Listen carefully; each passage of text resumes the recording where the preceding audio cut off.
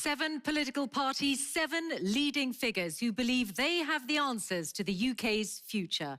Welcome to the BBC election debate.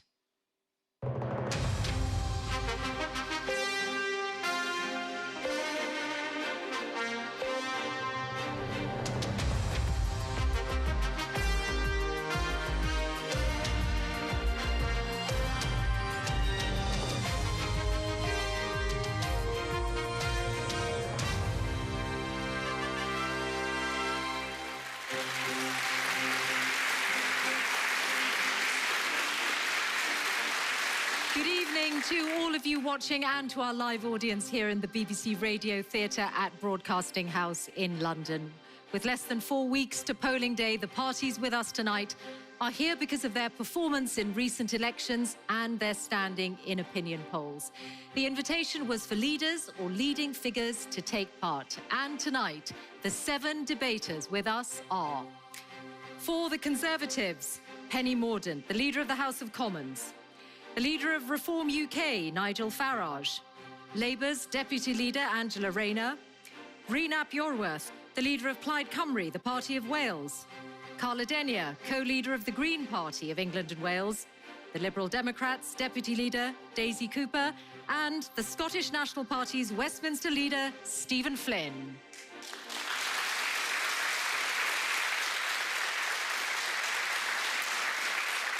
Now, the parties drew lots to decide their position on stage, and they stand before an audience who have been chosen by the pollsters Savanta. They come from many different backgrounds, reflecting voters from across Great Britain. They include supporters of the 7 parties represented here, as well as some undecided voters. They may come to this with strong views, or they may find themselves persuaded by something they hear from the stage. And the questions that you will hear in the next 90 minutes will come from the audience. The time will go fast. We need to make sure all 7 get their say, and there will be times that I move them on or call a halt. Meanwhile, journalists and other representatives of the parties are gathered in our spin room, where there will be reaction to the live debate. And so, to the first of tonight's questions, and it comes from Francis Gottesman. As we celebrate D-Day and remember those like my father and so many others who served this country so well, how will the parties ensure our army is ready and our country is safe from another major conflict?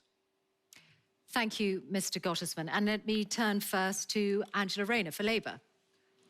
Thank you, Francis, and thank you to all those that have served in our armed forces and continue to do so in what is a very, insecure world at the moment. First of all, Labour's committed to the triple lock on nuclear deterrent, especially in the climate that we're in, which means we will keep our nuclear deterrent, that we will make sure that the 4 submarines are built in Barrow, and that we will continue with the upgrades. We will have a commitment to the 2.5% spending of GDP, which obviously is very important. And I think one of the other things that is a real scandal at the moment is our armed forces and the accommodation that they're given. So we will look at that issue as well. We want to make sure that everyone has secure, decent homes in the UK. Okay. Daisy Cooper for the Liberal Democrats. Well, the Liberal Democrats are the party of Paddy Ashdown, so it won't surprise you to know that we take defence very seriously. So first of all, we would maintain the nuclear deterrent that we have. An absolute priority for us is reversing the cuts to our troops of 10,000, which has happened under the Conservatives. We would increase spending on defence year on year in the next Parliament, with the ambition of reaching 2.5% by the end of the next Parliament. Having decent homes for our veterans and for our armed forces is incredibly important. I'm very proud of the fact that it was a Liberal Democrat amendment that tried to make sure that that every single home met the decent home standard. It was only because this general election was called that particular piece of legislation fell, but it's a priority for us in the next Parliament. Nigel Farage, Reform UK. Well, Francis, you're right to ask the question. We're spending less on defence than we were in the last year of the Labour government. Pro rata, the army has shrunk from 100,000 to 72,000. Recruitment is catastrophic. So rather than having a weird concept of national service where 30,000 youngsters would do a year, we need to recruit 30,000 people into the army full-time. And yes, the veterans' point's been made already. Respect our veterans, including those with the average age of 100 who were deserted by the Prime Minister in Normandy yesterday, which I think was a complete and utter disgrace and shows us we actually have a very unpatriotic Prime Minister. It was dreadful. But Penny Mordaunt, can you respond to that? Rishi Sunak leaving the D-Day commemorations before the end of the day? What happened was completely wrong, and the Prime Minister has rightly apologised for that, apologised to veterans, but also to all of us, because he was representing all of us. I'm from Portsmouth. I've also been Defence Secretary, and my wish at the end of this week is that all of our veterans feel completely treasured. And I'm hoping tonight to convince you of some things that are important to them, important to their legacy. And I couldn't do that if I wasn't straight with you on that issue. Would you have left D-Day early? I didn't go to D-Day. I think what happened was very wrong. I think the Prime Minister has apologised for that. But what I also think is important is we honour their legacy. They fought for our freedom. Unless we are spending the right amount on defence, we can't honour that legacy. The baseline for our equipment programme is 2.5%. If you're not committed to spending that over the period it needs to be spent, you are not funding defence. And I have to just mention also, the cornerstone of our defence is our nuclear deterrent. And you need more than submarines, sailors and warheads to deliver that. You need credibility. And it's too late for Labour on credibility. Angela Rayner voted recently, along with the guy that wants to be your foreign secretary and half the Labour front bench, to end our nuclear deterrent. If you're doubting that they would use that force, and she might be Prime Minister in 4 or 5 years' time, if you are doubting that she or David Lammy or Keir Starmer would use that, imagine what Putin is thinking. Without credibility, we become a target. If we become a target, you are less safe. It's too late for this generation of Labour politicians. That credibility is shot. Do not vote these people in. Angela Rayner, would you like to respond to that? Penny, you can keep pointing at me, but you're the party that have cut the armed forces, crashed the economy and left us in a real mess. Keir has been absolutely clear. I am absolutely clear. We will keep our nuclear deterrent and we will invest in it into the future. It doesn't matter what you're prepared to spend. Clear on that. It doesn't matter how many submarines you stand next to and have your photograph taken. If your foe does not believe that you will use these weapons, the deterrent is gone. Well, and that's the position you're in. Serious stuff. This is what will happen if you elect these people. We've become a laughingstock internationally because of your party. Keir Starmer has changed the Labour Party. We're very clear on our number one priority is to protect our. Let me bring in some more parties on this question. My brother was served in Iraq. I won't be lectured on whether or not I'm absolutely committed to the security of our country. Well, it's surprising then you're not better informed. The question, Mr. Gottesman's question was, how will the parties ensure our army is ready and our country is safe from another major conflict? Carla, how would the Green Party ensure that? Well, first of all, I want to say we all owe a huge debt to our veterans, those from D-Day and those from conflicts since. And it's a tragedy that so many veterans then often struggle in life. There's high rates of homelessness, and that's something that's a high priority for myself and the Greens to tackle.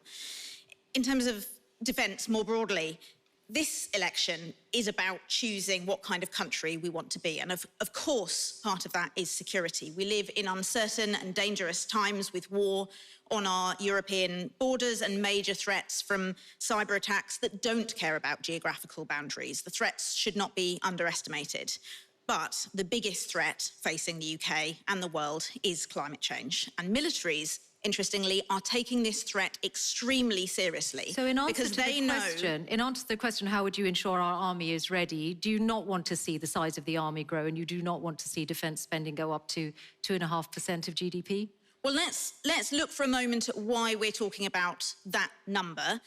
As members of NATO, we are rightly asked to contribute a fair amount towards the defence budget. That's totally fair enough for NATO to ask for that. But the UK is already contributing the 2% that NATO asks. That doesn't mean, however, that we couldn't be spending that money more effectively. And as Greens, we're clear that investing in tackling climate threats, the biggest threat facing humanity, as militaries all over the world are already doing, because they recognise that if not tackled adequately, it will increase conflict over water, for example, increase famine, and create millions of refugees. Let me turn then to Stephen Flynn of the SNP. The nuclear deterrent, the submarines, are based in Scotland. You are against maintaining the nuclear deterrent, though? Yes, absolutely. And our party's had a very long-standing tradition in respect of that, because we believe that money can be better spent on conventional defence forces. And what we've seen in Europe over the course of recent years is that how absolutely vital conventional defence forces are. But may I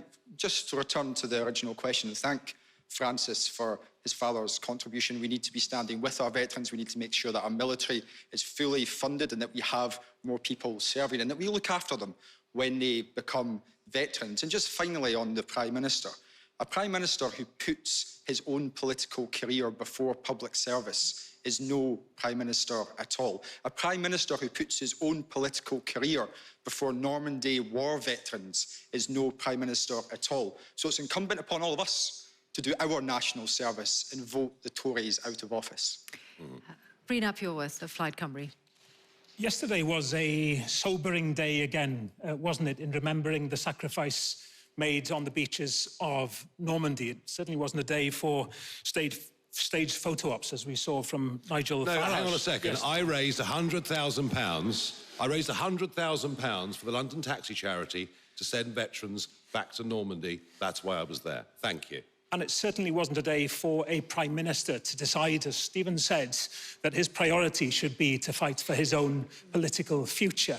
We have a proud record in Wales of sending young men and women to the armed forces, and we need to make sure that the armed forces are properly funded for conventional deterrence and peacekeeping, and we need to look after those young people when they leave the armed forces with so many problems in housing and mental health issues and so on.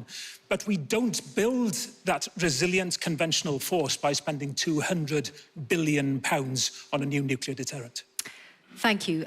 Penny Mordaunt, to come back to you, I mean, clearly there's been a lot of comment already about the Prime Minister in D-Day and that amounting to no presence at all. Amounting to? Amounting to no presence at all on D-Day. How did you feel when you realised that he had attended the British event and other parts of the day, but he left before the international event at the end of the day? Look, I think what happened was very wrong, and I'm glad the Prime Minister has said that, and he's apologised. He's apologised to veterans, but I think he also has apologised to everyone, because he was there representing us.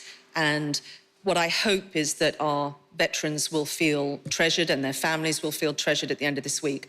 I don't want this issue to become a political football, because I think that does them a Well, it already is. It already is, because the veterans themselves are speaking out saying he's let the country down. And to say that it's a mistake, if his instinct was the same as the British people, he would never have contemplated for a moment not being there for the big international ceremony. Let's and be it clear. shows how disconnected he is with the people of this country. He's apologised. I think what we saw, I think what we saw from the Prime Minister was panic, and I think it's the same pre-election panic that gave us that back of a fag packet plan for a new national service, which those in the armed forces have said that wouldn't be workable, let alone what it means about what the Prime Minister thinks of our young people in this country. Let's be clear about what happened yesterday. It was not only politically shameful, but I think many of us feel personally quite insulted.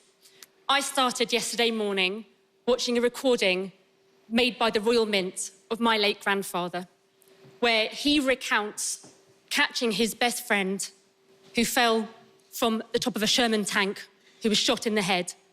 And as he waded through the water, he recounted in his words, men blown to pieces, hands, legs, and heads. Okay. If he had been there yesterday and seen the Prime Minister walk away from him, I would have found that completely, as I do now, find it completely and utterly unforgivable. Okay. Thank you very much for the responses. That was our first question. Let us turn now to our second, and it comes from Ishani Rudra. So, I'm about to start studying medicine at the University of Manchester. How will the parties ensure I can graduate into a fully functioning NHS? Thank you, Ishani. So just about to start studying medicine at Manchester University. Daisy Cooper. Well, first of all, really good luck. I hope it goes incredibly well. We need lots of people signing up and studying to become the medics and our NHS staff of the future. Look, under the Conservatives, our health and social care services have been driven into the ground. And the Liberal Democrats have a very clear plan as to how to fix this. We're going to fix the front door to the NHS with 8,000 more GPs, giving you a guarantee of an appointment within 7 days. We're going to put an end to dental deserts. We'll have a mental health community hub in every single community. And we've made a very bold pledge to fix and to offer free personal care. That means you can get the help you need when you need it. We can fix the back end to the NHS by making sure that if you need to leave hospital, there will be care in place. What's the total annual cost of all the changes you're making? So we have set out in our manifesto exactly how every single pledge is going to be funded. But we've said right across the piece, across all of our policies, we will not tax struggling families during a cost of living crisis, but we will be looking to those really big companies raking in billions of pounds of profits to support struggling families and to fix our public services. Okay. Health is, of course, a devolved issue, devolved to the UK nation. Stephen Flynn, your party's in charge of health in Scotland. It is a time of record waits and high numbers of people waiting, for example, 12 hours or more in A&E or 24 months for treatment. How would you ensure that Ishani graduates into a fully functioning NHS? Yes, well, Ishani, good luck to start with. As someone who was under the care of the NHS from the age of 14 to 32 because I was a disabled man, and I physically wouldn't be standing here today if it wasn't for the wonderful treatment that I received from the NHS. I know what it is to live in chronic pain, and I know what it is to have that chronic pain removed. And it's only thanks to the NHS that happened, which is why in Scotland we don't just have record funding, we don't just have the best paid nursing staff, we don't have no strikes, we don't have a single NHS strike in Scotland. And of course we do have some of the best performing NHS levels in Scotland as well. But given that you're going to university to study medicine, I think it's also important to remind everyone in this audience the difference between the SNP and the Westminster parties, because in SNP-controlled Scotland, you wouldn't pay a single penny in tuition fees for your studies. What a difference that would make to your education and your future.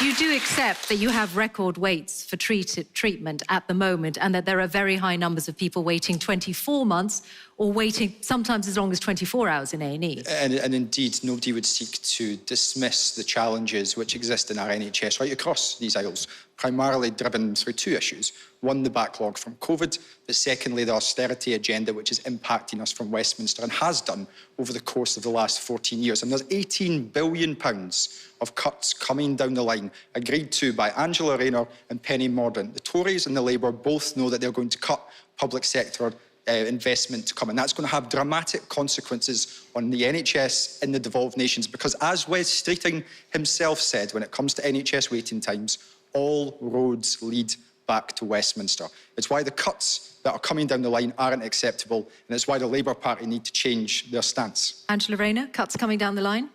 Well, that's not true, because we've said that we'd end the non-dom loophole. Are you disagreeing with the IFS, Angela? We would end the non-dom loophole so that we can bring that money in and have 40,000 new appointments every week. But you're familiar with what Stephen is referring to. The IFS saying that both of your parties are not being honest because of the promises that you've made to bring debt down. We're going to invest more in the NHS. And then, Ishani, thank you for studying in Manchester. I'm biased, but I'd say it's the greatest city.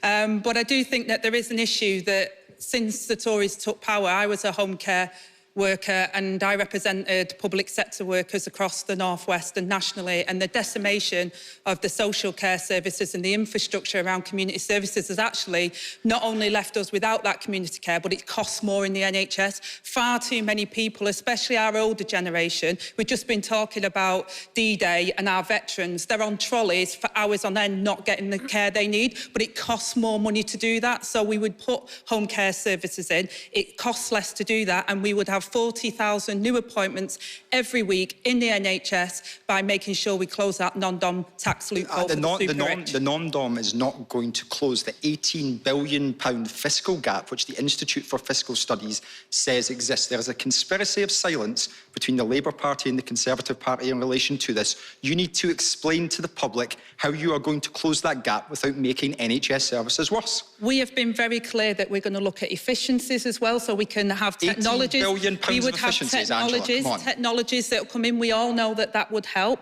We've said about closing the non-dom tax loophole, which would give us more appointments, whether that's through dentistry, GP, and with hospital appointments. We have the record number of waiting lists in the country now, and all roads lead to the Tories and what they've done to our public services. And how is your fiscal plan different? Let's get Penny Mordaunt to respond to that.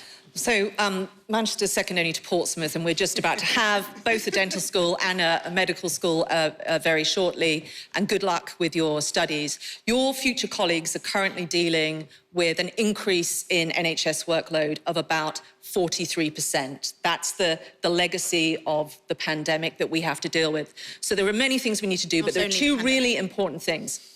We have to keep the budget strong. You need a strong economy to do that, and public spending is going to go up. It will go up, and for the NHS, very substantially. The only people on this platform who have ever cut the NHS budget are Labour. In Wales, they've cut it 4 times, and that's why their waiting lists are 4 times longer than they are in England. NHS not only funding can is going you down not when you account afford for ageing and inflation. A Labour government, the NHS can't afford it either. But the second thing we also need to do is increase the number of healthcare professionals we have. We have been doing that. We have 70,000 more nurses, for example. But we need to retain people in the service. We've got to take the stress off people, but we also have to remove barriers to them continuing You do in service. acknowledge, don't you, that the pandemic is not completely part of waiting lists. They were rising senior before. nurses and doctors is going to get healthcare professionals to leave the service. That is going to lead to more waiting lists. That's rubbish. And you've just said that we need a strong economy. You backed Liz Truss and crashed our economy. You made people like me redundant when we were in the home care service. Even Liz Truss, on her worst day, still recognised that we need a nuclear deterrent in this country, Angela. And so do I. And so do I. Okay. But your sums do not add up. We need to hear Your from more parties. Penny Mordaunt, I'm going to go to Rhun Iorwerth next. I'm going to be very nice with Ashani. My life may be in your hands one day, but thank you for studying medicine and do enjoy it. I mean, I have a privilege of speaking for Wales here this evening, but hopefully what I say will have relevance for people wherever they are in the UK. I think one thing you want is an assurance about what kind of NHS we will have in future. And my party is absolutely clear. The NHS should and must remain free at the point of need. Another key principle for me and Plaid Cymru is that no profit should be taken out of the NHS. We will not consider ever privatising the NHS, something that, of course, the Conservatives want to do, but remarkably, Labour are happy to see privatisation within the NHS now too. But, you know, we in Wales have had a double whammy. We've had the impact of the cuts of austerity that absolutely comes down to hitting public services, education and health and everything, plus a very badly managed NHS by Labour in Wales. I do want to point out that you were in a cooperation agreement with Welsh Labour until very recently, until just a few weeks ago, and we have record waiting lists in Wales. And the NHS was in no way a part of that cooperation agreement because we do not agree with Labour's approach on the NHS in Wales. My job as an opposition member is to persuade them to make some bold decisions to take us on the right direction. But you know what? You need more than anything, Ashani, is assurance that sustainability will be built in for the workforce within the NHS. Workforce planning and giving you the support through your pay packet, one, but all those other means that show that you are valued as a health worker. OK. Nigel Farage. Whether it's Labour-run Wales or SNP-run Scotland or Conservative-run England, we all know that whilst you can get great care, the NHS model isn't working. You can't get GP appointments, things that we've all grown up taking for granted. And they can argue about, it's all money. I'm going to spend more money. You're going to spend more money. It doesn't work. Just a few years ago, we were spending 7.5% of the national cake on the NHS. We're now spending over 11% of the national cake on the NHS. So the answer to Ashani's question, how would you ensure she graduates into a fully functioning NHS? NHS, well, I'm going to answer it. Because the more money we spend, the less delivery we get, which means the model is wrong. The model through which we fund health is wrong. So this is Nigel telling us he doesn't believe in the NHS. This is what he's doing. He's telling the public he does not believe in the NHS. No, I'm telling you, the funding model. It. That is what you want to do. And you in Scotland, of all places, I mean, look, the NHS is very badly run. Let's change the funding model. We'll not be Would you like more private? You'd like more private healthcare? No, let's change the model. Now, the NHS, it isn't funded through national insurance. That's a nonsense. It goes into the pot. There are countries right next door to us. There's one country, France, that has a very, very different way of funding the NHS. It's rather like those that can afford, through their taxes, pay into an insurance scheme. Those that can't afford it don't pay in, so it's for the mutual benefit of everybody, and it's managed as if it was a private company, and their returns on stroke, heart and cancer are better than ours for exactly the same sum of money. The King's Foundation. We get a fully functioning NHS. The King's Foundation. If we spend our money which is a properly, respectable... and we're not spending our money properly, and that's the point. Daisy, you'll have to make it very brief because I need to get to Carla The Dennis. Hill Foundation, the King's Fund have done an analysis of different funding models. They don't materially make a difference to people's health outcomes. What makes a big difference, most of all, is the amount of money you put into your health service. And the Green Party. And independent experts say. It works. Let's learn from it. I'd like to hear from Carla Dennis on this. And the Green Party, the party that's ready to be honest about the need for investment, because Ishani, you're quite right to ask the question, and thank you for stepping into this important vocation. The NHS has been chronically underfunded for decades. It's on its knees. This cannot be allowed to continue. Most of us agree about that. But the answer is not, as the Conservatives and, surprisingly, Labour think, to invite big multinational companies further into our National Health Service. The answer is investment and protecting our NHS. And the money comes from? Well, we announced our health and social care policy just yesterday, and that included a £30 billion increase in funding for our health services, 20 billion on social care, and it's really important that we understand how closely those are linked, because if we have better social care, it takes the pressure off the NHS, and a one-off £20 billion capital investment. These are large sums. They come from where? They come from reforming the tax system, because currently the UK tax system is unbelievably unfair. It puts more onus on lower income working people to contribute to the Treasury than it does towards the super rich, the millionaires, the multimillionaires and the billionaires. And so the Greens would make some adjustments to that system so that those with the broadest shoulders who can most easily afford to pay quite a modest amount, and that will provide plenty of funding for decent investment in public services that benefit all of us. Okay. Thank you, Carla Dennis, and thank you all. On to our next question, and this one comes from Lorenzo Barba. Where I live in Essex, I'm struggling to find a house. I've noticed the roads are busier, and it's almost impossible to get a doctor's appointment. I think immigration is partly to blame. What are the parties going to do about immigration? Thank you very much, Lorenzo, for that. And I'm going to turn first to Stephen Flynn. So I accept the premise of what you're saying in respect of your area. I'm afraid I don't know it very well, but let me say a few home truths, particularly to some members of this panel. Migration is absolutely essential to our public services, it's absolutely essential to our businesses, and it's absolutely essential to our economic growth. And what we need to do is end the demonisation of migration. In Scotland, we have a declining working age population despite a net number of people moving from the rest of the UK to Scotland. We need migrants. And this race to the bottom on migration, driven by Nigel Farage, followed by the Conservative Party and hotly chased by the Labour Party, does not serve Scotland's interests.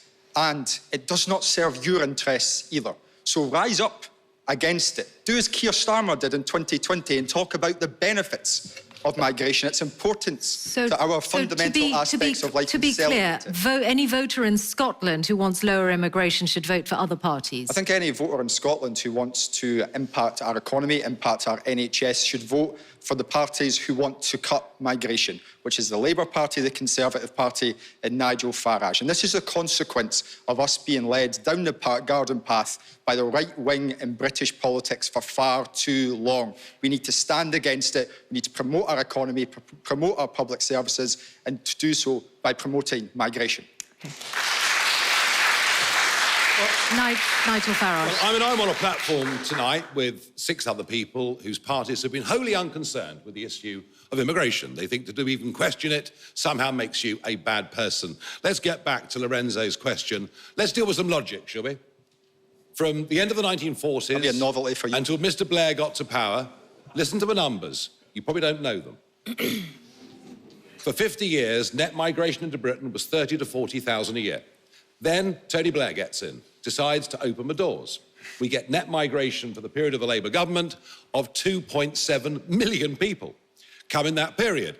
Then we get the Conservatives, elected in 2010, 2015, 2017, telling us they'll reduce net migration to tens of thousands a year. 4.3 million the Conservatives have led in. Most of those that come in are not directly productive members of the economy. Most of those that come in are actually dependents. And Lorenzo, the truth of it is, this ought to be the immigration election.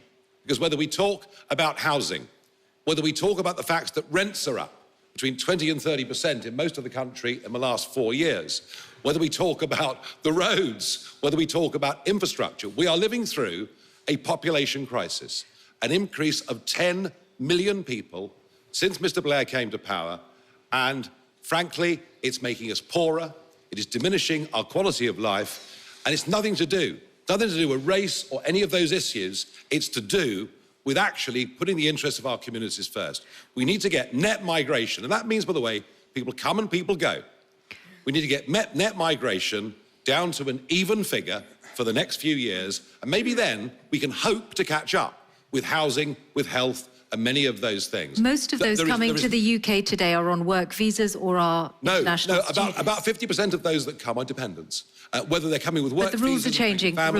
Family reunions. We've even had, under the Conservatives, students coming and bringing their mum. The whole thing's been unbelievable. So don't buy this. Unbelievable. Nigel, Flynn, I've given you the numbers. You've had a say on this. Can I turn to Rhun Iorwerth, please? Nigel Farage wants to make this an immigration election for his own self-interest. Let's change the tone. Let's change the tone of the debate on immigration. You know, too much of it is framed around, frankly, the bigotry of people like Nigel Farage. Please. Is that the best you can do? Penny Mordaunt can't stand up to Nigel Farage because she wants her party to be like Nigel Farage. They're the opposite. Angela Rayner can't stand up to Nigel Farage because of the shift in her party to the right. Plaid Cymru will stand up to Nigel Farage. Open doors, everyone come. Of course we need rules. Of course we need Benefits rules. for everybody, lovely. Of course we need rules on borders. Wales controlled its own borders during COVID. That's what countries do. But we need those around proper processing of asylum applications. We need to stop the vile and expensive Rwanda flights. We need safe passage into this country, and we need to realise that we need immigration for the interests of our health system, our care system, and our economy. Penny Mordaunt, do you respond to Nigel Farage's charge of broken promises from your party on immigration? Well, look, this might be an immigration election, but it is definitely going to be a cost of living election. And one thing that we can do to help the gentleman who asked the question is about ensuring that you keep more of your money. We will cut your taxes. Labour will put your taxes up. Was that the question? If you having more agency, being able to get onto the property ladder, that is Penny Mordaunt, I am going to remind you of the question. Election. Lorenzo's question, just with regard the problems that he set out, he said, I think immigration is partly to blame. What are the parties going to do about immigration? So immigration is too high. And what we need to do is have a balance between some of the issues that have been raised already. The best way to do this is to get Parliament, your Parliament, elected by you, to have an annual cap. What that will do is take into account the economic needs, the needs of the workforce, but also the pressures that immigration puts on communities, as the question made very clear. That will be informed by experts, but it will be Parliament that decides. And because the numbers are too high, over the next few years, you can see it will come down. That is a clear plan, a clear guarantee. We've already ended free movement. We've done many things. That is the logical next step. That's what you get with us. Unlike Labour, who have no plan, they have no target, they have no clue, they haven't done any of the work on the workforce. They've had 14 years to work this out. They have nothing to offer you. Controlled numbers and a cap under us, or uncontrolled immigration under the Labour Party. How have you got the front to say that? Let's let Angela Rayner respond to that charge of having no plan. Your party's only said that there'll be a significant cut, but there are no numbers, no time frame attached to that. I mean, I love the spin on that. 14 years and you failed, trebled net migration figures. But what I would say to Lorenzo is that the problems with housing, the roads and GPs and non-public services is decimation that the Tories have done to our public services. Your leader campaigned for free movement. Keir Starmer has spent most of his life campaigning for free movement. These guys are not going to control immigration. And we've said that the Rwanda scheme, look, yesterday, 300 people arrived on a boat. One was a 6-month-old baby. They could have died going over the crossing. We've said we need a new border command. We would scrap the Rwanda scheme, which would have been 300 for the whole year, by the way. Those numbers are small. They're small compared to legal migration. We would scrap the Rwanda scheme. We would put that money into a border force command, which will be able to smash the gangs, because we need to do that. And 14 years of the Conservatives, they're relying on overseas to fill our skills shortages because we haven't got an industrial and skills strategy. Labour will put one in place so that we can fill the gaps and make sure that we have people in those jobs. People come to this country and they're propping up many of our services because we haven't trained the people to do that. But this is how Liberal plan. The tragedy of this is that Labour wants more and more to talk the language of the Conservatives and, dare I say, Nigel Farage. Keir Starmer said the other day that, Rishi Sunak was the most liberal Prime Minister when it comes to immigration. They can talk our language all they like. I'd like to hear now from Carla Denyer and from Daisy Cooper.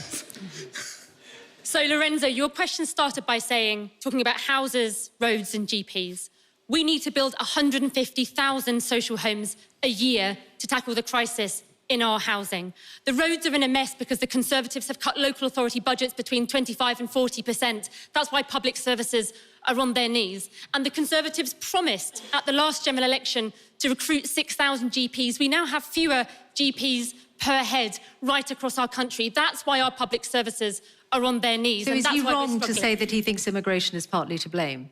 Well, I would say that actually it's to do with the Conservative choices, because at the same time as eroding all of that investment, they've made choices to give a tax cut to the big banks. But on the issue of immigration, I would say the Conservatives have made a complete mess, both of migration system, but also of the asylum system. And we have the worst of both worlds. We have people who are desperate, who are fleeing war and persecution, arriving on small boats. And at the same time, we have our NHS, our social care, we have hospitality and engineering. None of them can recruit the staff that they need with the skills to boost our economy. So Liberal Democrats have said on care in particular, we should give care workers a higher minimum wage, £2 higher, invest in our care workers, give them status, give them progression in the workforce. And then when we still have skills gaps, invite people in from other countries and welcome them when they come. Okay. Carla Denyer, what would the Green Party do about immigration?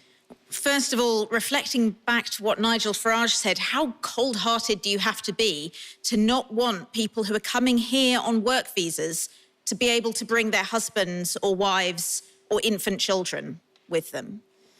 The Green Party takes... You would not want to cut immigration? The Green Party takes a totally different approach to immigration. When it's hard to get an affordable home, when it's hard to access public services like a GP, when the roads are poorly maintained, I can absolutely understand, Lorenzo, why you're angry about these things. I am too. But I am clear that the reason for these services being run into the ground is not people coming here, whether they're coming here fleeing violence and persecution as asylum seekers, or whether they're coming here to work in many of our understaffed sectors like health and social care. If you meet a migrant in the NHS, they're more likely to be treating you, as I was the last time I saw a GP, than being ahead of you in the queue. Migration's been a good thing for this country. And so in the Green Party, our immigration policy is not about arbitrary numbers. That's why we're not talking about caps. Instead, it's about making our immigration system fairer and more humane. Carla Denyer, thank you very much. So we still have quite a few more questions to come. Meanwhile, I want to mention that online on the BBC Live page, our colleagues at BBC Verify are fact-checking the claims that are made here on stage. And let us turn with that to our next question, which is from Suzanne Ollerton. My husband and I both work. We've got good jobs and we're not eligible for benefits. Our lifestyle isn't extravagant. What we earn goes on gas, electricity, mortgage, and food. We are working to survive, not live. This isn't sustainable. Who will change things for working people? Thank you, Suzanne, for your question. Rhun Iorwerth. Change is a key word. It's a change election, isn't it? The sadness is there'll be a change in Downing Street. I'm quite sure that Keir Starmer will become the Prime Minister in 4 weeks' time. But what change does that represent? I will always argue that you need a plurality of voices making the case for exactly what you're looking for. What are the answers when you have two parties converging on public spending, converging on taxation? Who's going to make sure that you're able to see the investment in housing for your children, to see the investment in getting rid of the two-child benefit cap in order for parents to be able to look after their children and take children out of poverty? I believe that the real frustration in this election is the lack of change on offer from the Labour Party. Whether you liked him or not, there was a feeling. I was still working as a journalist back in the 90s when Tony Blair came in. At least there was a feeling of something different happening. I'm just not sensing that, which is why we in Plaid Cymru say the Tories are gone. Labour are going to come into power. But let's, for goodness sake, make sure that people who feel ignored, as you do, are heard by that Labour Party when they came in, because change has to mean something. And that's what's important. Angela Rayner, Rhun Iorwerth charges that change is not really going to come with any Labour government. Well, look, there's been no vote cast at this general election, and Suzanne, I absolutely understand what you're saying. The cost of living, you can't escape what's happened, and Liz Truss crashed the economy, which sent mortgages going sky high. We've been at the mercy of the global energy prices, and therefore energy prices have gone significantly high for people, and also food prices. So Labour's first plan and priority is to secure the economy. We will never go fast and loose with public finances, because it's working people who are paying the price for that. And Great British Energy, which is putting a windfall tax on the big oil and gas companies, which will allow us to set up the publicly owned energy company, which will give taxpayers money back, bring down bills and make us secure for our energy needs for the future, and create thousands of jobs here in the UK. That is real change. That's how we'll deliver an economy that works for working people. And the Tories should never be allowed to forget that the reason they're in the cost of living crisis now is because they crashed the economy and went fast and loose with the public finances. Penny Mordaunt. So this is what I mean. This is what I mean when I say this election is about the cost of living. And what you have been going through, and many other people have been going through, it's exhausting, and we need to bring it to an end. We have supported people through some very difficult times. That has been expensive. But we are now in the recovery. The economy is doing much better. We're outperforming America on growth. We're outperforming Europe on inflation. Those are your achievements. But inequality continues to get worse. The recovery going is to give you more money in your pockets. That is why this election must be about us cutting your taxes. We have already started doing that, and you have already heard some announcements. You'll see more in our manifesto next week. We have got to cut people's taxes, and we have got to alleviate burdens on business. Angela Rayner and the Labour Party, Keir Starmer confirmed this earlier this week, they are going to put up your taxes by £2,000. That's a lie. By £2,000 per working household. Penny, your government have raised taxes to the record level in 70 years. Yeah, the last we Parliament, have, and we've hated putting taxes up. We have now been cutting taxes. We will continue to cut taxes. The country can afford it. You're using £2,000. Penny Mordaunt, you're using a figure that's been criticised by the UK Statistics Watchdog. Costings and Labour's Why own don't you stand by your record? Record levels of taxes on working people. 26 separate tax hikes in the last Parliament. About 12 new taxes that Labour are going to bring in. Absolute rubbish. We've absolutely guaranteed we will not raise taxes for working people in this country. How are you going to close that gap? £2,000 £1,000 per working household. I'm going which to... policies are you going to take out of your manifesto? We've been Which ones clear have you how ditched? we would pay for our No, you manifesto. haven't. Okay, it's time. It's time to hear from the others. Angela Rayner, it's time to hear from the others. Carla Denyer. Well, that was terribly dignified, wasn't it?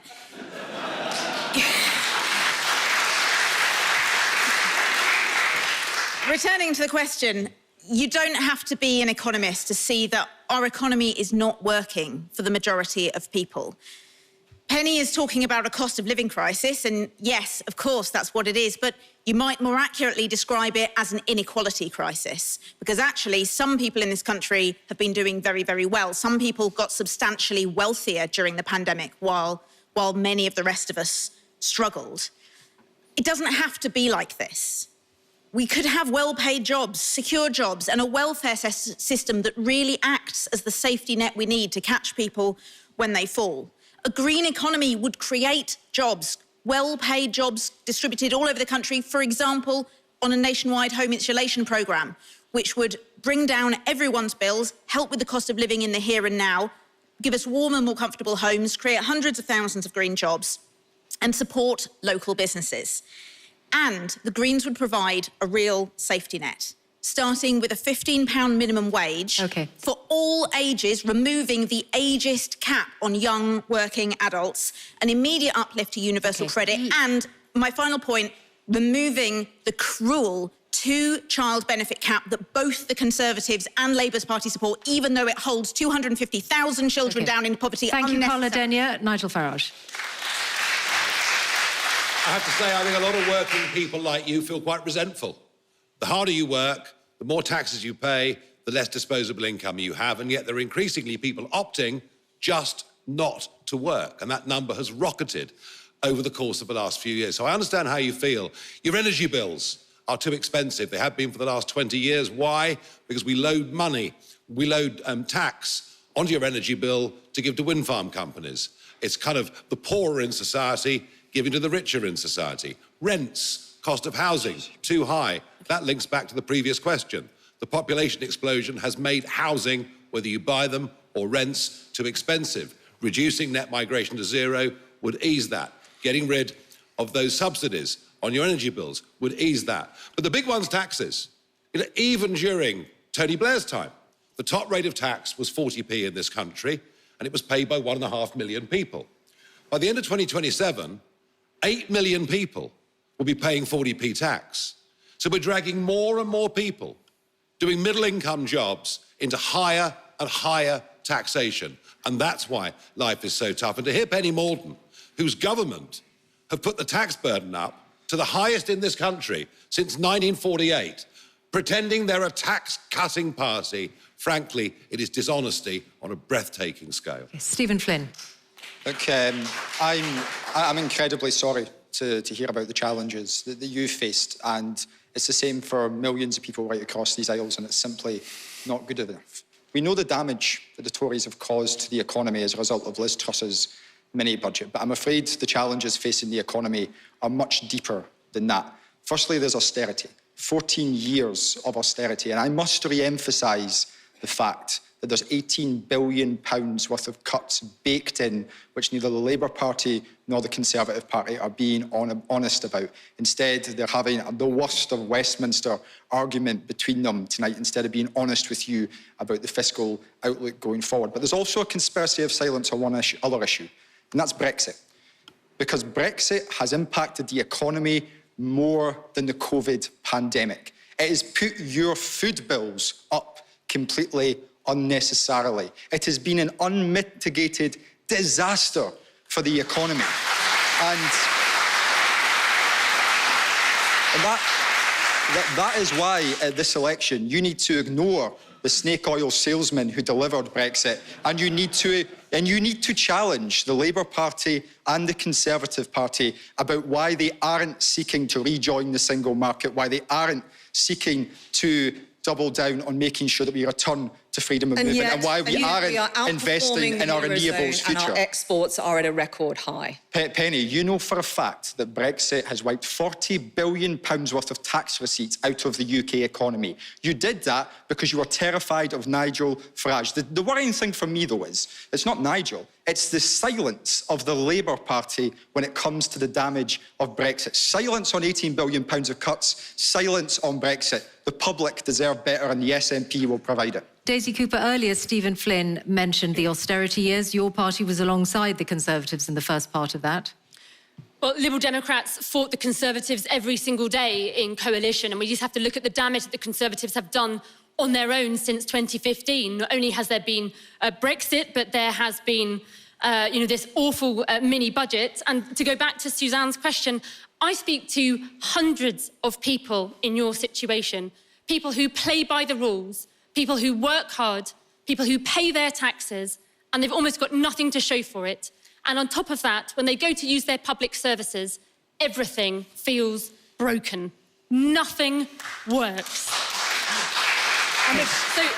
There's a reason why the Liberal Democrats were the first party to call for a windfall tax on the big oil and gas companies, because we saw the raw injustice of these big companies raking in billions of pounds of profits when ordinary folk couldn't afford to pay their energy bills. That is one example of how we will tax fairly in this country. We will need to move on now to our next question. Thank you all for your responses to that one. And our next question comes from Linda Myers. Good evening. Why is it when parties want your vote, they promise things, but when they're elected, nothing gets done?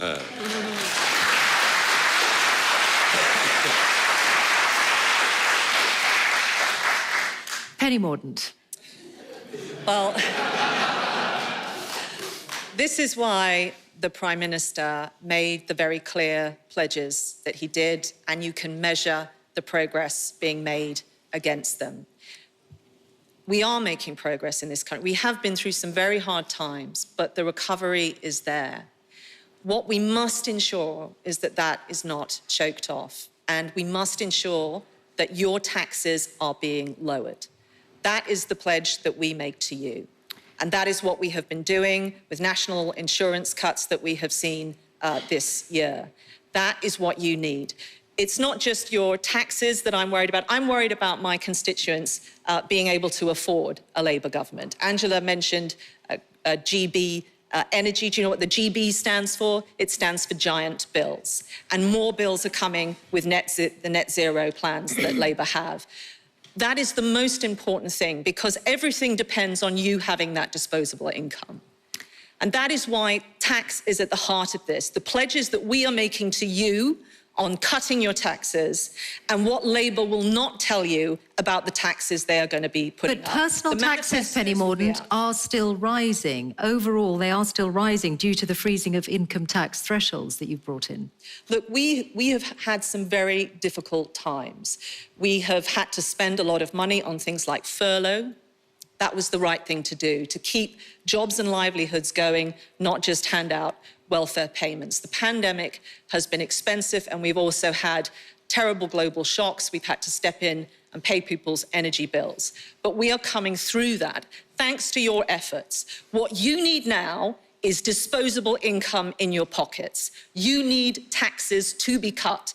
We have announced already we're making cuts on your taxes regarding your home, your pension, work. We need to continue to do that. If you get us, we will reduce your taxes. That's in our DNA as Conservatives. That's not what is in Labour's DNA. They always put up taxes. They're going to put yours up by £2,000. They're going to increase your energy bills, and you're going to get a whole lot of costs with their net zero plans. My constituents cannot afford that. Okay. You cannot afford Penny that. Mordaunt, well, I'm going to stop you there. And I'm also going to point out that the top civil servant in the Treasury said that the Conservative document that included the costs that you're referring to went beyond those provided by the civil service. Nigel Farage. Well, Linda, I have to say, I think this has been one of the worst general election campaigns so far between the two main parties I've ever seen in my lifetime. It isn't just that their leaders are dull, well, very dull in the case of Labour. I mean, sort of Blair without the flair. I mean, the real leader of the Labour Party is here tonight on the stage. At least she's got some personality. We've got Rishi Slippery Sunak, You know, he's fed all the lines to Penny Mordaunt, don't believe any of it. I think it isn't just our public services that are broken. I think our political model is broken. The arguments that are going on the other side of the room here, well, the truth is, they don't really disagree on anything. Fictitious numbers like £2,000, £3,000. And that's why Reform have risen so quickly in the polls. There is a sense we need a revolt against this system. We need an electoral system where we get some proportional representation in Parliament. We need to break up the current model. And if we get a new kind of politics in Britain, we might just get some real change. What we're being offered, frankly, are two parties promising the earth, and nothing much will change regardless of who gets in. Although I think the breach of trust on manifestos with the Conservatives means they're probably sunk below the waterline. New politics, fresh start. We want a revolt from the British people. That's what I'm after. Angela Rayner, has Labour gone back on any of its pledges? Well, to be fair, it's always all about Nigel, and we've had this sort of clown personality before with Boris Johnson, who you talked about the pandemic, Penny, who was breaking lockdown rules and spending billions of pounds in our money on crony contracts. When parties want your vote, they promise things. When they're elected, none of it gets absolutely done. And Linda's absolutely right, and I was coming back to that point because that eroded people's trust at a time when people wanted the government to do the right thing. They didn't. Have you ever dropped any pledges? They disrespected them. And we set out the pledges before the crash. The Tories have crashed the economy. We've been honest in this election. People talked about some of the things that they would like us to do, like the 2-child limit.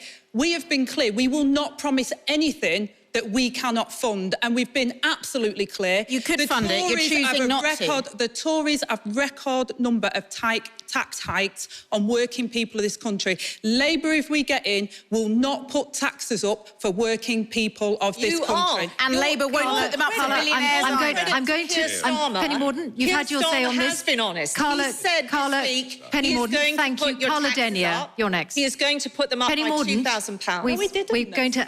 I'm stopping you. Carla Denyer.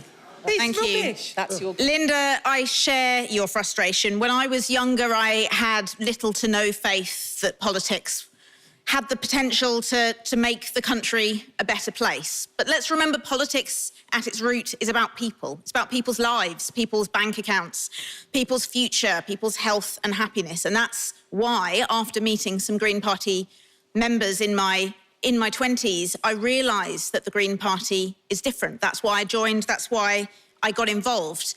Now, as several of the other panellists have already pointed out, as Labour drop pledge after pledge, policy after policy, slide further and further towards the Conservatives so that you can barely get a cigarette paper between them, the argument for voting for a bit of diversity in the House of Commons becomes ever stronger. And in terms of answering your question, Linda, about parties keeping their promises. The Green Party, when I joined it in 2011, was a pretty small and young party, but we're coming of age. We have increased our number of councillors nearly 5-fold over the last few local elections, and we're grateful to everyone who's put their trust in us. The question was about pledges. Stephen Flynn. If we want to talk about pledges, then in a Scottish context, I can provide you with a few that have been delivered. 100,000 children in poverty are being lifted out of... 100,000 children in Scotland are being lifted out of poverty thanks to what's called the Scottish Child Payment. It doesn't exist anywhere else on these isles. The SNP has put it into place. Our young people, of course, do not pay a single penny in tuition fees. We've got something which I know the audience in Scotland would love to have, which is a nationalised water company that delivers clean water. Are there any pledges you haven't met in government? The SNP have also delivered nationalised rail, 40% more affordable homes than in England, 70% more than in Wales. And ultimately, it's about keeping our promise to the Scottish people. But I would actually contest, I would say the Labour Party and the Conservative Party are being very honest with you about what the future holds. The problem is, it's £18 billion worth of public sector cuts. Just not, because the question was on pledges. One of your pledges, wasn't it, that you would close the attainment gap in a decade between pupils from the richest and most deprived areas of Scotland. Today, it remains considerable. And indeed, we're making significant progress in relation to that. But of course, poverty and the attainment gap are interlinked. And the levers of power over poverty are determined by Westminster, because all roads do indeed lead back to Westminster. Rhun ap Iorwerth.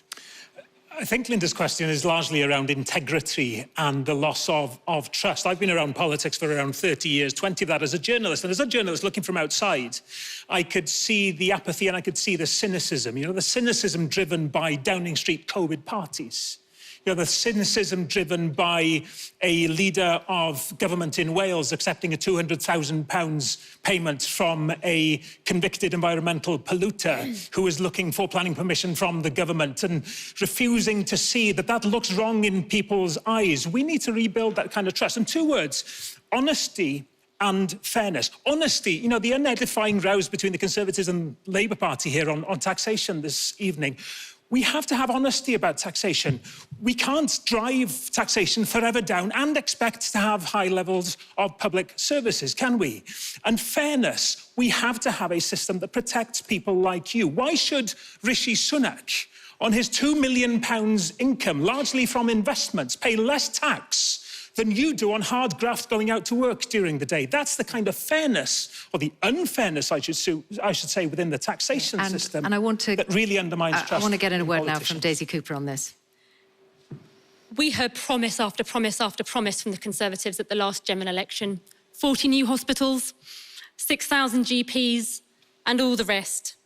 And the fact is that this Parliament has been characterised by law-breaking, by lying, and by the economic illiteracy of the mini-budget. And of all the things that the Conservatives have broken, the worst thing that I think they've broken is people's hope. Do you remember going back on the tuition fees pledge?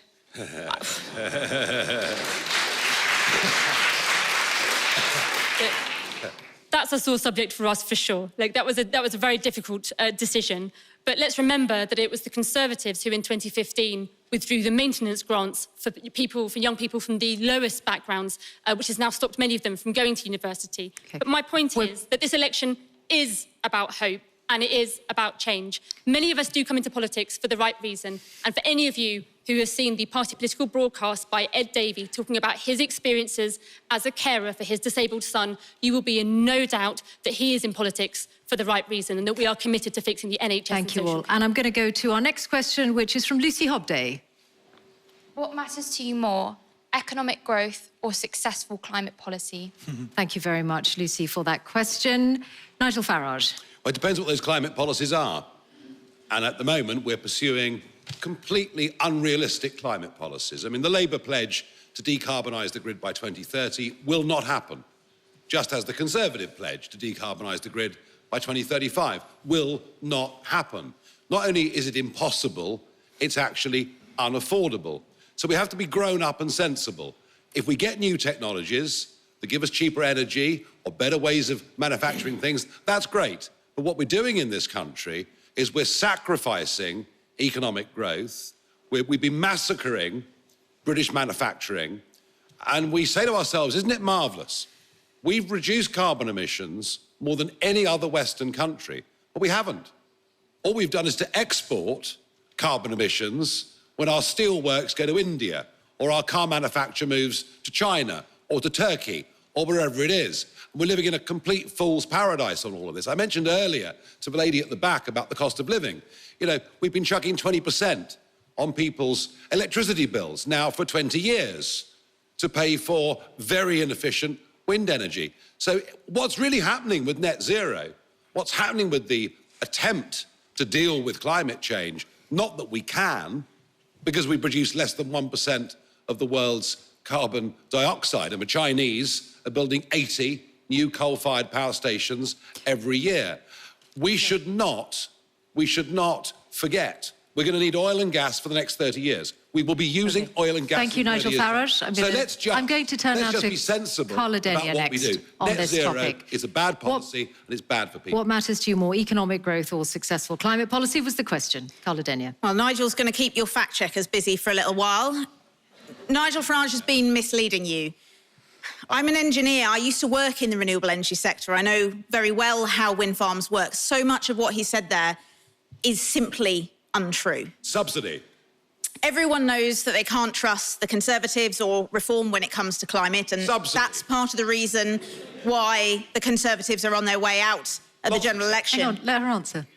But what people have been saying to me on the doorsteps in my home city of Bristol and elsewhere is that they're sorely disappointed in the Labour Party too, who've rolled back on their previously flagship climate investment pledge, one of the few good policies they had left, when it's totally clear that we need to tackle the climate crisis and that doing so brings so many other benefits. Insulating our homes, a nationwide home insulation programme will bring down our bills, give us warmer, more comfortable homes. Let me get Angela Rayner to respond to that. You've dropped that £28 billion a year green investment pledge earlier this year.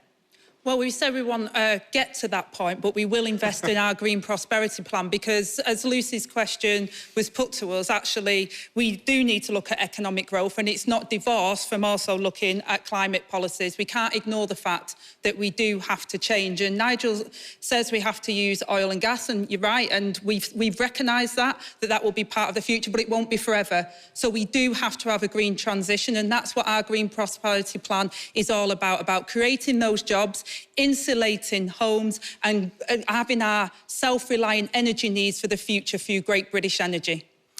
Stephen Flynn, the SNP. Yeah, I think it's probably worthwhile starting by addressing the question head on. Net zero is economic growth.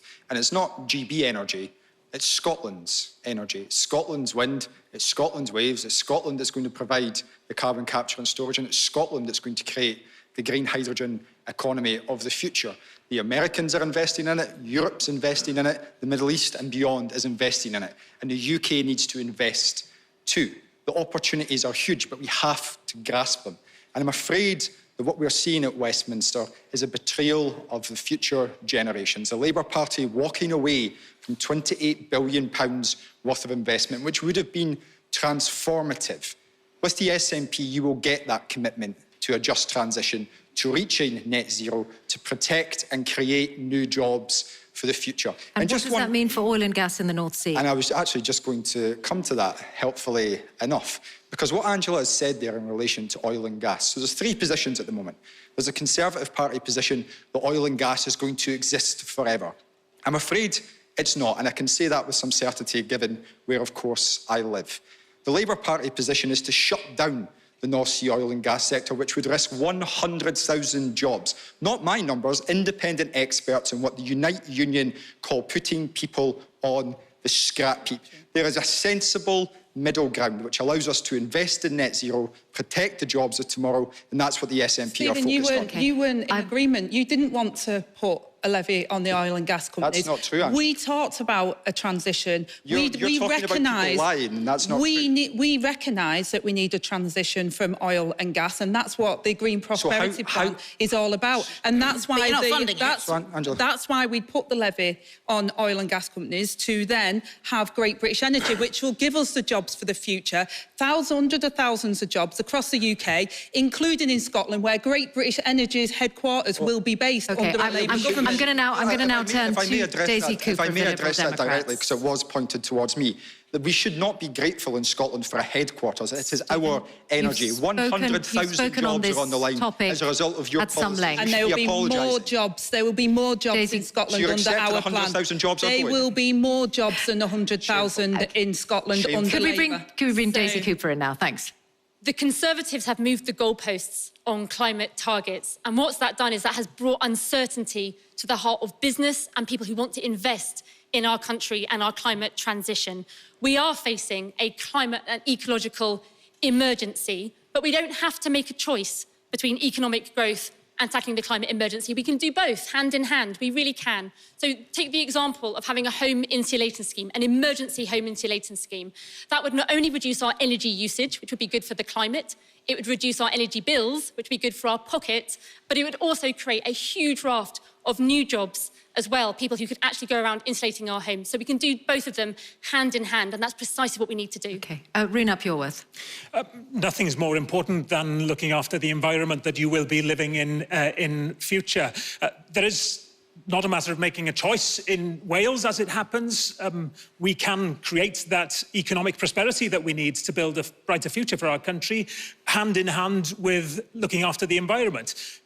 It is why Plaid Cymru calls for the devolution of the Crown Estates, as has happened to Scotland, but they won't do it to Wales, so that we can invest in making the most of our natural resources, in extracting power out of the wind and the tide. It's why we need to see Wales being paid the £4 billion that is owed of the investment in HS2 rail in England. Wales is contributing towards that, even though there's not a mile of that railway in Wales. And we need that in order to drive people onto public transport through investing in connectivity in Wales. And you know what? I'm not surprised hearing the Conservatives refusing to make that commitment to Wales, but it's galling when you have a Labour government in Wales that Labour won't either.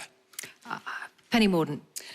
Done well, both should help the other. What is critical, though, is if you want to reach net zero by 2050, you have to do it with people. You have to ensure that people can afford to get there. If you don't do that, you will fail to reach your targets. We are going to do this at a pace that people can afford. 2050 sounds a long way off, and in this election, you're looking at the next 5 years. At the end of this parliament, if they get in, you will not be able to buy a petrol car. If your boiler goes, you'll have to spend tens of thousands of pounds on a new heat pump, other things that need to be done to your home to convert it. My constituents cannot afford that. You heard about because of your GB policies. Energy. You heard about GB Energy. This is an energy company that your money is going to be put into that doesn't produce any energy at all. It doesn't produce a jot of energy. Oil and gas. This is the insanity of Labour's policy. They are expecting a load of people to invest in oil and gas at the same time saying they're not going to expand the sector. So they're not going to get the money in. And the final thing, if you do this too fast, all you do is destroy our supply chain. We should be building supply chains in this country to produce batteries, to do all sorts of things. Let's get Angela to speed Labour are planning, let Angela country that will respond, Penny benefit Mordaunt, is China, to what you've and that said. will kill off economic growth. Let's hear the response. I mean, it's astonishing. How much energy is it going to produce? It's astonishing because the Tories have been in power now 14 How years. much energy is and Great British Energy going to haven't produce? had an industrial strategy or a manufacturing sector in the UK that is You about just said creating... it's going to produce energy. We're just listening to you, Penny. I think it's pretty important. You are flogging an energy company to these guys. You're expecting them to put their money in. She's mid-response. Let's hear it. Thank you. Great British Energy will be an owned company by the UK taxpayers that will bring energy, clean energy, to the country, which will bring down bills and give people good, skilled jobs. We've heard from the Tories for 14 years that they were going to do something about skills and manufacturing in this country. I asked the people to look at their record, and they constantly spout these lies that we're going to stop people's cars, that we're going to do this, going to do that, when really the reason they say that is their 14 years abstract failure. And are your green policies going to be You your have manifesto? failed the British people. Are your green policies You have going to be in failed your the British manifesto? people, and people can see that. Because you currently can't afford to pay for them. Our That's where that £2,000 comes from, that you're going to have to pay. And I'm going to turn to... on their green policies, and they're going to hit you on the cost. And I'm going to turn to the next question at this point. And the next question comes... Oh, dear. They disagree. They agree, The next question... Show. Let's get the next question. It's from Nick O'Donnell. As a father with a young son about to start secondary school, I'm concerned about him going out on his own. I'm particularly worried about knife crime. How will the parties make sure he's safe? Thank you very much, Mr. O'Donnell. So how will the parties protect future generations like Nick O'Donnell's young son who's about to start secondary school? Carla Denyer. Nick, we all have the right to feel safe in our homes and on our streets. My home city of Bristol has seen an epidemic of knife crime. One of my colleagues' friends was one of those victims, so this strikes very close to home for me. There are obvious things that could be done in terms of making sure that there's more officers out and about, but the other parties will also, I expect, tell you that they'll be tough on crime. How many more police officers would you want as you've brought policing into it? Our manifesto will be out soon, but the broad points I can cover now.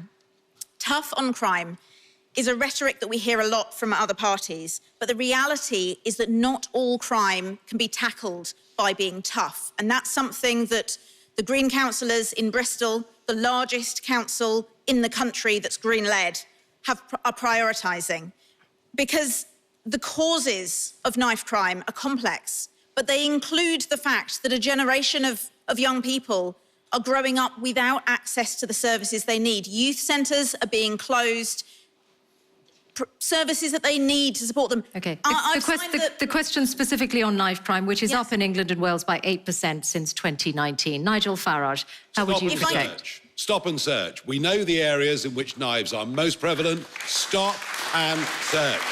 And of course, we don't do it.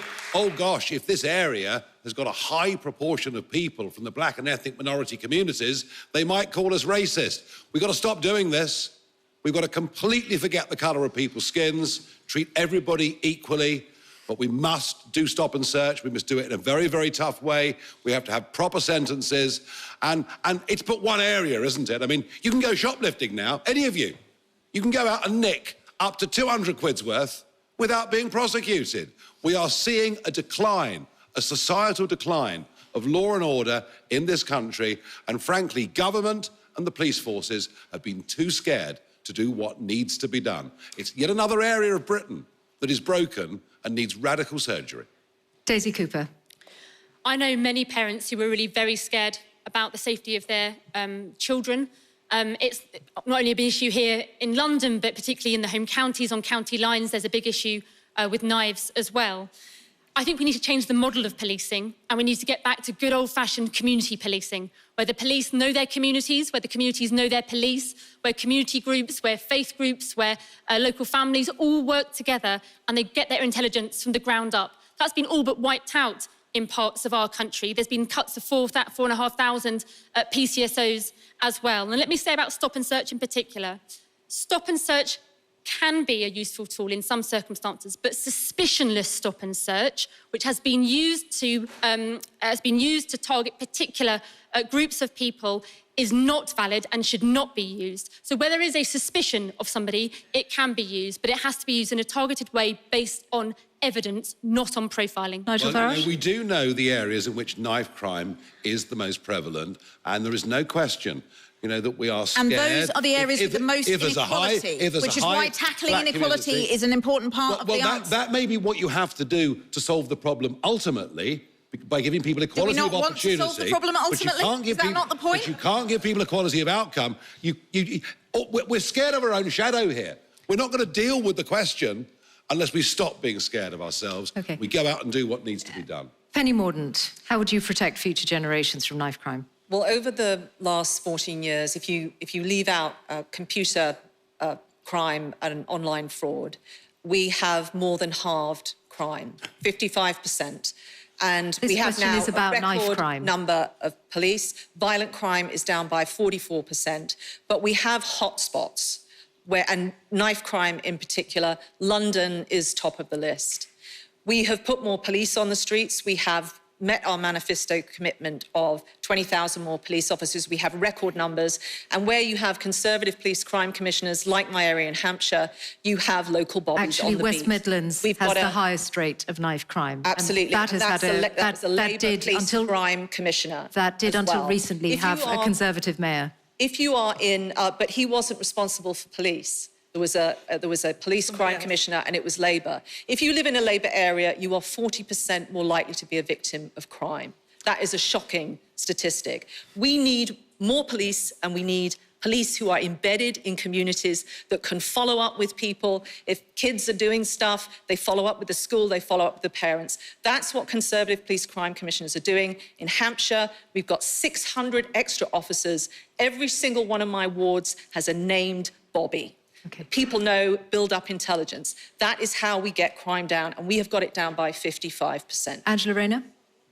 Well, Nick, thanks for the question. And I think our young people don't feel safe either at the moment, never mind us as parents. And I say that I've got a 15 and 16-year-old sons at home. And I think it's really sad when I go around my schools and I talk to young people, they're frightened of what they think is crime on their streets. And young people who are worried about knife crime generally tend to carry a knife to protect themselves, but are more likely to actually be involved in knife crime because of that. We've got to educate our young people, and that means that we've got to have those neighbourhood police. We've had them cut. We said we put 13,000 more neighbourhood police on the street. Penny talked about 20,000 police officers. They cut 22,000. That's a minus 2,000 in my mathematics. So they haven't protected. That's not true. We've got a record number of police officers. We have seen the decimation of our neighbourhood policing, and actually when police are in the neighbourhoods, they get to know the young people, they can work with them, and we can really get our young people feeling safe on the streets again, because I think that is one of the real scandals at the moment, is our young people feel that they will be protected if they carry a knife. That is completely untrue, and we've got to educate them and make them feel safe again. Bring up Iorwerth. Penny Mordaunt was referring to some areas having higher levels of crime than others. Let's be straight about it. It's areas which are suffering most poverty that will suffer the highest levels of crime. It is people who have less hope who are most likely to end up leading criminal lives. I absolutely agree that we need to look back through the education system. We have to make it very, very clear to our young people that there can be zero tolerance on knives. I was attacked as a teenager. Luckily, no knives. My son was attacked a couple of years ago. Again, luckily, no knives involved. But it makes me too very, very worried about the future for young people. But for us in Wales, what's absolutely key is that we bring the decision-making closer to communities such as yours, so that we can see the devolving of justice and policing, so that we can devise systems that work for Wales. Angela's Labour colleagues in Wales agree with me on that. Again, Labour at a UK level, hoping to become the next government, say no chance. Briefly, Carla, before I turn to Stephen Flynn. I've signed the Citizens UK pledge for a counsellor in every school to help with young people's mental health and with youth violence. Will the others on the panel today join me? Well, we already committed that we'd have mental health services in schools. That's one of our commitments. Stephen Flynn, on the broader question of policing, police officer numbers in Scotland are at the lowest level since 2008. Now, police in Scotland are not investigating every low-level crime. And thankfully, of course, Nick, in relation to your direct question, if I remember the figures correctly, serious knife crime in Scotland is comparatively low compared with many other areas. Now, that's not to be complacent, because as a dad, I share your concerns. I worry about what the future holds for my kids. But ultimately, the solution lies in what Rhun has said. What we need to do is make sure that we are investing in the areas that need support the most. Poverty is a major driver behind this, and Westminster has failed generations of young people by not providing them with the hope for a better future, so they turn to violence when they perhaps shouldn't. And I think that's something we should all reflect upon going into this general election, where £18 billion of public sector cuts are coming down the line, and a future Labour government has no answers. But this question was about how the parties are going to protect future generations, like Nick O'Donnell's son. How can he feel confident of that if someone in a similar position in Scotland see the police not investigating every crime? Well, of course, as I've already outlined, as I understand it to be the case, serious knife crime instances in Scotland are comparatively low in comparison to elsewhere. But our police officer numbers are, of course, still higher than when we came into government, again, if I understand correctly. But there's a wider picture to be had here, and that means police officers working with local communities, working with schools, working with our young people to offer them hope and optimism for the future. And I'm afraid that Westminster doesn't offer that hope and optimism right now. OK. Nigel Farage. Yeah, look, you know, again, I just think our whole approach to crime is wrong. Low-level crime is rapidly growing. Street-level crime is rapidly growing.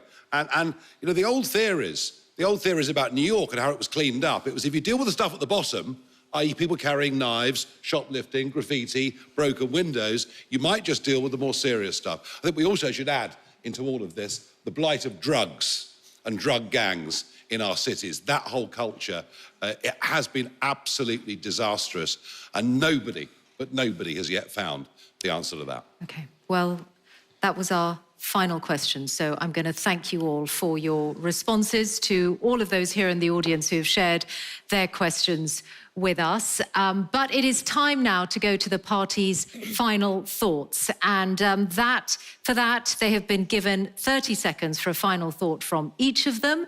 And the order of those final thoughts, those final statements, was chosen earlier by lot. So let us go to the first of those, and it's from Angela Rayner.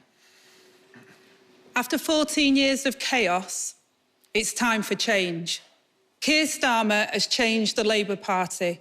Our fully costed plan for Britain will secure our economy, will bring down NHS waiting times with 40,000 new appointments every week, and will secure our borders, not with gimmicks, but with a credible plan to smash the gangs. We'll create great British energy, bringing down bills and creating thousands of well-paid jobs. We'll boost neighbourhood police to tackle antisocial behaviour, and we'll hire 6,500 new teachers. So if you want change, vote Labour. Stephen Flynn. The Tories are finished, so the choice is simple. Who do voters best trust to put Scotland's interests first in Westminster? Now, in the SNP, we know what it is that we believe in. Investment in our NHS, action on the cost of living crisis, rejoining the European single market, and creating economic growth by delivering on net zero.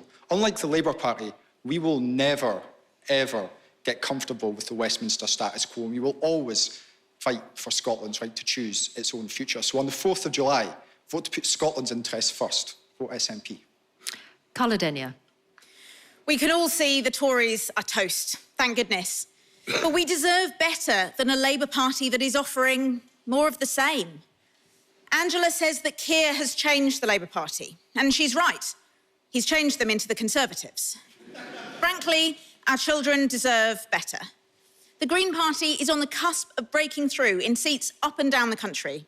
Green MPs will never stop defending our future, protecting our NHS from privatisation and pushing the next Labour government to do better. We deserve real hope and real change. Vote Green. Rhun Iorwerth.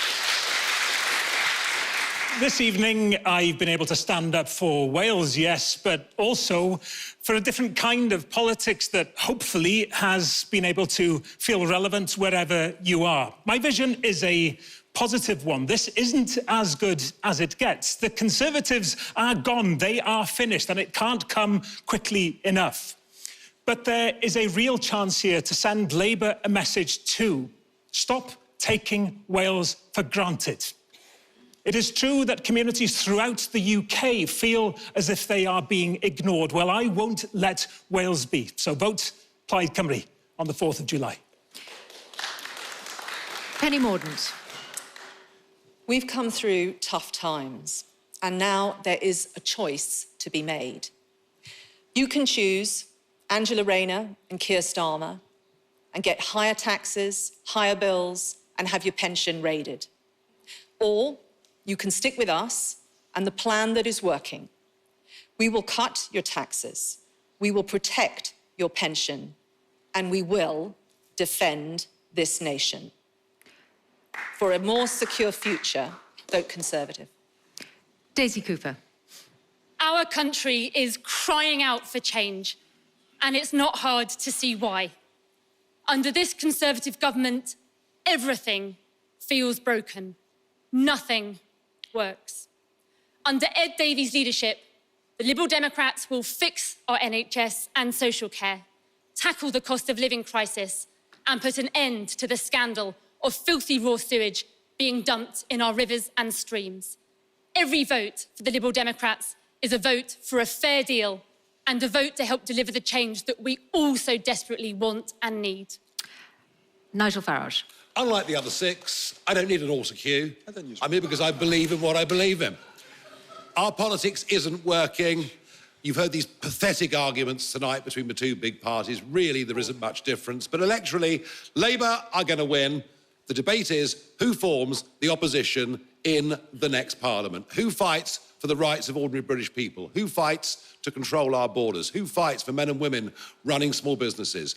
Reform UK is about to become a political phenomenon, an historic one. So I urge you, join the revolt. Thank you very much. Thank you all. And with that, we ended. That is it from the BBC election debate, from all of us here in the Radio Theatre, our audience. And thank you to all the politicians who took part. Thank you for being with us. Good night.